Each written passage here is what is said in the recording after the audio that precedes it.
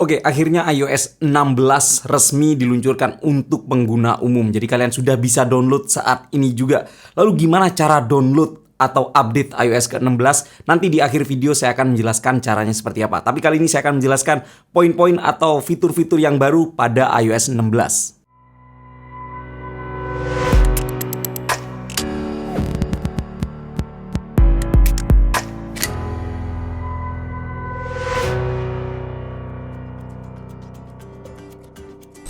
Lock screen yang baru.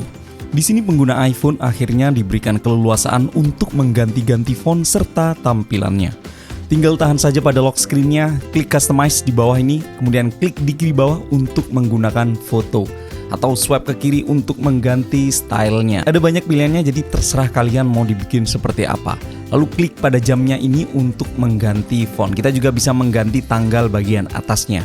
Pada lock screen ini kita juga bisa menambahkan widget. Belum banyak sih aplikasi yang memiliki widget, tapi saya yakin kedepannya akan semakin banyak. Pada saat ini benar-benar hanya aplikasi bawaan dari Apple dulu. Tapi yang agak unik dan berbeda adalah pada lock screen ini objek portrait atau benda apapun bisa menampilkan teks jam itu berada pada bagian belakang objeknya. Lalu yang menurut saya lumayan canggih adalah multiple lock screen. Jadi kita seperti bisa memiliki lock screen profile sendiri-sendiri. Dan ini bisa diatur juga berdasarkan fokus. Fokus ini adalah pengaturan yang bisa kita kustomisasi supaya hanya aplikasi terpilih saja yang muncul, siapa saja yang bisa telepon kita, ataupun pengaturan-pengaturan tertentu. Contoh pada lock screen yang saya miliki ini yang bernama syuting ini, yang biasanya saya nyalakan saat syuting berlangsung. Di sini di setting notifikasi yang muncul hanya dari istri saya aja.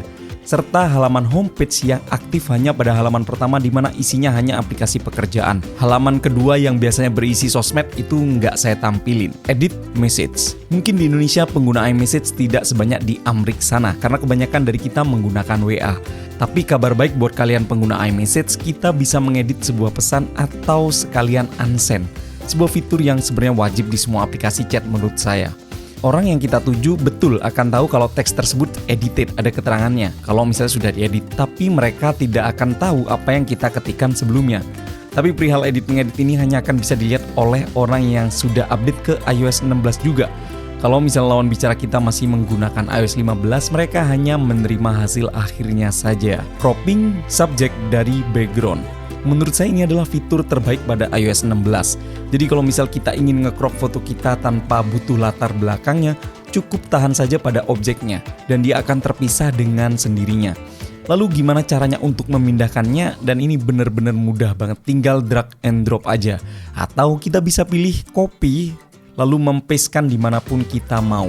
Dan yang keren menurut saya adalah kita bisa melakukan ini pada foto apapun. Bukan cuma foto portrait mode dari iPhone saja, tapi dijepret pakai kamera apapun bisa kita aplikasikan fitur ini. Live text. Salah satu fitur pada iOS 15 yang jadi favorit saya adalah live text. Kita bisa meng-copy paste teks dari sebuah foto. Dan ternyata pada iOS 16 ini kita bisa mengcopy bukan cuma dari foto tapi juga dari video. Tinggal di-post saja videonya, kemudian ada teks, kita tinggal tahan kayak gini dan kita bisa copy paste. Berikutnya, continuity camera. Ini sebenarnya fitur keren banget buat kalian yang ada di ekosistem Apple, terutama untuk yang menggunakan MacBook sebagai laptop karena kita bisa menggunakan kamera iPhone ini sebagai kamera webcam. Dan tentu saja kita bisa memanfaatkan beberapa fitur-fitur yang ada pada kameranya. Ini jauh lebih advance daripada kamera webcam laptop bawaannya.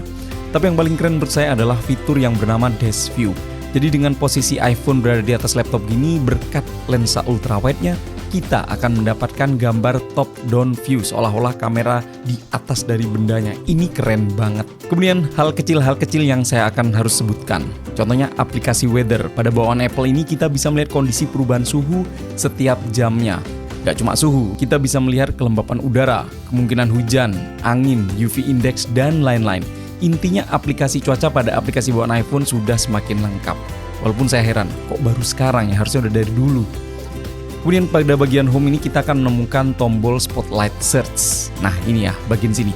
Saya sering sekali pakai ini karena ini tombol search serbaguna untuk saya. Cari aplikasi bisa, sekaligus googling di Safari juga bisa, atau nyari pengaturan pada setting juga bisa, tinggal ketik di sini aja. Lalu menjawab pertanyaan teman-teman tadi, bagaimana cara upgrade-nya? Gampang banget, simple banget. Kalian tinggal masuk ke setting, software update, Kemudian siap-siap aja WiFi yang kenceng dan stabil karena file size-nya lumayan. Dan saya harus kasih tahu juga sebagai catatan yang wajib diketahui adalah iOS 16 ini tersedia untuk iPhone 8 atau iPhone SE second generation ke atas. Jadi kalau misalkan iPhone-nya tuh di bawah iPhone 8 nggak bisa. Ada satu hal lagi yang harus diperhatikan sebelum kalian update. Kalau misalnya saat ini kalian menggunakan iPhone garansi internasional atau refurbished tidak official dari Apple, siap-siap aja kalian terima risiko kalau misalnya setelah update mungkin bisa jadi kalian tidak menyambung dengan internet atau tidak menyambung dengan SIM card kalian karena ada kemungkinan besar emailnya tidak di ACC oleh pemerintah alias emailnya keblok. Jadi pastikan kalian menggunakan device yang benar-benar sudah terdaftar resmi sebelum kalian update. Tujuannya apa? Ya supaya bisa digunakan secara terus-menerus. Itulah kenapa saya merekomendasikan kalian tetap membeli yang garansi resmi Indonesia. Well, itulah dia video kali ini. Semoga video ini bermanfaat buat kalian sebelum kalian upgrade ke iOS 16. Yang saya rasakan, saya tidak mengalami masalah sedikit pun atau bug-bug seperti baterai drain atau masalah yang lain, nggak ada. Saya benar-benar sudah menggunakan iOS 16 ini dari seri developer beta sampai public beta sampai sekarang itu benar-benar nggak ada masalah. Jadi harusnya setelah ini launching iOS 16 ke semua orang, harusnya semuanya mulus tanpa bug apapun harusnya.